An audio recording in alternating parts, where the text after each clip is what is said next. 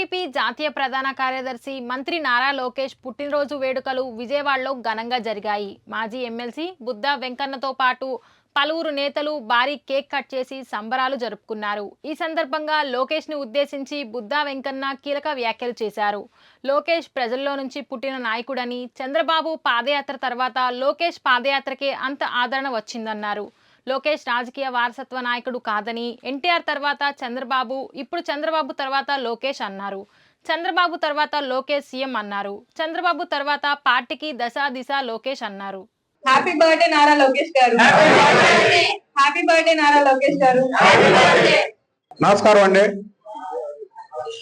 ఈరోజు తెలుగుదేశం పార్టీ జాతీయ ప్రధాన కార్యదర్శి నారా లోకేష్ బాబు గారి జన్మదినం సందర్భంగా మరి మా మిత్రులు అందరూ ఇక్కడ పాపటి నుంచో కష్టపడే నాయకులు, కార్యకర్తలు అందరం కూడా లోకేష్ బాబు గారి పుట్టినరోజు అంటే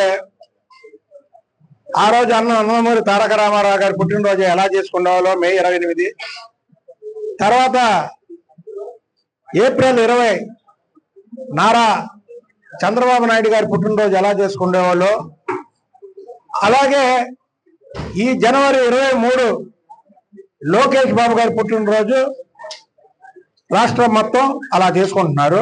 దానిలో భాగంగా మేమందరం ఇక్కడ కలిసి ఇవాళ చేసుకోవడమే కాకుండా మేమందరం కూడా కుటుంబ సభ్యులుగా మేమంతా ఒక పార్టీకి సైనికుల్లాగా పనిచేసుకున్నాం.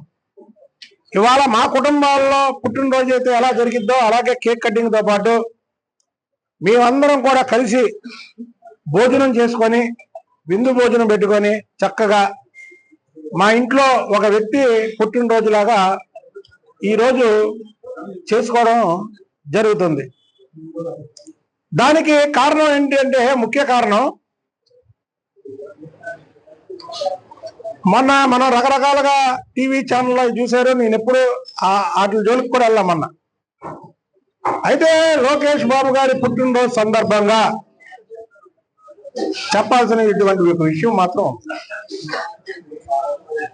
తెలుగుదేశం పార్టీకి అన్న నందమూరి తారక రామారావు గారి తర్వాత ఈ పార్టీ ఎన్నాళ్ళు బతికి ఉందంటే దానికి నారా చంద్రబాబు నాయుడు గారే కారణం. అది రెండో విషయం.